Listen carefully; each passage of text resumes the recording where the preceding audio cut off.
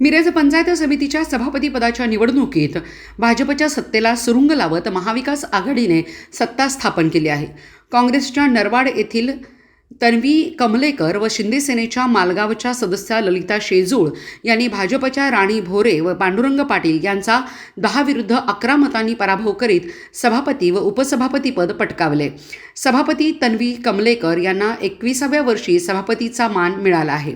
मिरज पंचायत समिती सभापती व उपसभापती निवडीत अपहरण भाजप नेत्यांचे सत्ता मिळवण्यासाठी धडपड अखेर एकाकी ठरली आहे. अपहरण झालेले शिंदे सेनेचे सदस्य पांडुरंग इंगळे गैरहजर राहिल्याने शिंदे सेनेने महापालिकेत डावललेला भाजपचा बदला घेतल्याची सेनेच्या कार्यकर्त्यांनी भावना व्यक्त केली. सत्तांतराने भाजपला धक्का बसलाय. मिरज पंचायत समितीची सभापती व उपसभापती पदाच्या निवडीचा कार्यक्रम अध्यासी अधिकारी तथा प्रांताधिकारी उत्तम दिघे यांच्या अध्यक्षतेखाली मंगळवारी पार पडला. भाजपकडून राणी भोरे व उपसभापती पदासाठी पांडुरंग पाटील, महाविकास आघाडीतर्फे सभापती पदासाठी काँग्रेसच्या तन्वी कमलेकर व उपसभापती पदासाठी शिवसेनेच्या ललिता शेजूळ यांच्यात लढत झाली. भाजपकडे 10, महाविकास आघाडीचे 10 अशी समान सदस्य संख्या होती. शिंदे सेनेचे 2 उमेदवारांच्या पाठिंब्यावर सत्ता कोणत्या पक्षाची असेल हे ठरणार होते. पैकी शिंदे सेनेचे पांडुरंग इंगळे यांचे अपहरण झाल्याने सत्तेबाबत उलटसुलट चर्चा रंगली. सुरुवातीला भाजप नेत्यांच्या हालचालीने भाजप सत्तेत येणार असा अंदाज वर्तविला जात होता. मात्र अपहरण झालेले पांडुरंग इंगळे सभेस गैरहजर राहिले तर सेनेच्या दुसऱ्या सदस्या ललिता शेजूळ या महाविकास आघाडीच्या पाठीशी ठाम राहिल्याने महाविकास आघाडीच्या नेत्यांनी ललिता शेजूळ यांना थेट उपसभापती पदाच्या निवडीसाठी संधी दिली. शेजूळ यांच्या भूमिकेने सत्तेचे चित्र स्पष्ट झाले.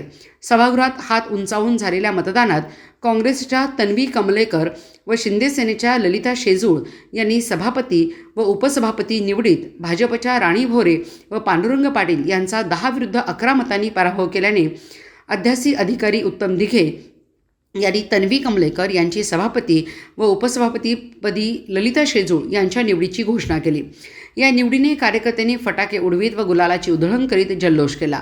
नूतन सभापती व उपसभापती पदांचा खासदार विशाल पाटील, माजी मंत्री अजितराव घोरपडे, मोहनराव शिंदे कारखान्याचे अध्यक्ष मनोज शिंदे, शिवसेना शिंदे गटाचे नेते मोहन भनकंडे यांच्या हस्ते सत्कार करण्यात आला.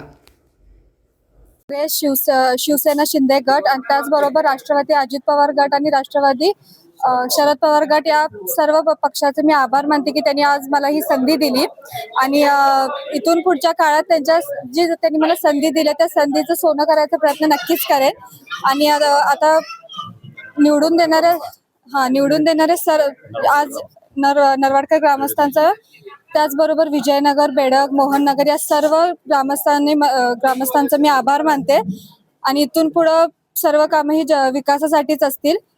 धन्यवाद. निश्चितच या संधीचं सोनं करेन. जनतेने जो विश्वास दाखवला त्या विश्वासाला सार्थ करण्याचा प्रयत्न नक्कीच असेल. पण लोक म्हणजे महिलांना जास्तीत जास्त रोजगार देऊन त्यांना पुढे आणणं, त्यांना स्वतःच्या पायावरती उभा करणं हे सर्वात पहिलं विजन म्हणजे उद्दिष्ट तेच असेल. त्याचबरोबर गावात छोटे रस्ते असू देत, पाणी असू देत, त्या सगळ्या छोट्या छोट्या गोष्टींवरती लक्ष घालून त्यांचं त्याच्यावरती काम करायचा प्रयत्नच असेल. ग्रामीण भागात शिक्षणाची काही दुरावस्था हो, शिक्षण महत्वाचं आहे. त्यामुळं म्हणजे त्याच्यावरती काम नक्कीच केलं जाईल. तिथे जाऊन पहिला नेमकी समस्या काय आहेत, काय कोणत्या गोष्टीचं अपूर्ण गोष्टी आहेत त्या गोष्टी जाणून घेऊन तिथं त्या गोष्टींवरती काम करण्याचा प्रयत्न नक्कीच असेल. MBA फर्स्ट इयरला शिकत आहे आणि कोणताही राजकीय वारसा नाहीये. आमच्या घरातून मी पहिलीच निवडणुकीत उभारलेली सदस्य आहे. हो, MBA फर्स्ट इयरला आहे आणि शिक्षण इथून पुढे तसंच पुढे चालू राहील. ही 2026ची जिल्हा परिषद निवडणूक ही पक्षावर नाही तर विचारावर लढली होती आणि विचारावर लढत असताना ह्या मिरज तालुक्यात वसंतदादांच्या काळापासून जे पुरोगामी विचाराची जनता आहे त्यांच्यासाठी एक चांगला पर्याय म्हणून आम्ही उमेदवार उभे केले होते. कुठल्या पक्षाचा कुठल्या गटाचा हा विचार न करता आणि म्हणून ह्या ठिकाणी तुम्हाला आज सभापती निवडत असताना विचित्र वाटत असेल की काँग्रेस पण ह्यात आहेत, राष्ट्रवादी घड्याळ पण आहे, राष्ट्रवादी तुतारी पण आहे, ह्याच बरोबरीनं शिवसेना धनुष्यबाण पण आहे. हे विचाराची एकी होती, निवडणुकीपूर्वी होती, ती तशीच पुढे राहिलेली आहे. आणि या ठिकाणी आमचे नेते घोरपडे सरकार यांनी आमच्या विनंतीला मान देऊन या ठिकाणी पहिला सभापती करायचा मान हा एक तरुण 21 वर्षाची MBA शिकत असलेल्या मुलीला मान दिला आहे. आणि मनोज बाबांच्या विचाराचीच ती उमेदवार असल्यामुळे त्यांनी त्यांना त्या उमेदवाराला पूर्ण साथ दिली. आमचे नेते जयंत पाटील साहेब, विश्वित कदम यांच्याशी काल रात्री चर्चा करून ही एकत्रित आम्ही मोड बांधलेली आहे. अर्थात भाजपने खूप प्रयत्न केले ही निवड होऊ नये यासाठी, आणि त्यातनं आज निवड झाली आणि दोन्ही सभापती उपसभापती हे या ठिकाणी निवडून आले. ह्याबद्दल आम्हाला चांगलं समाधान आहे.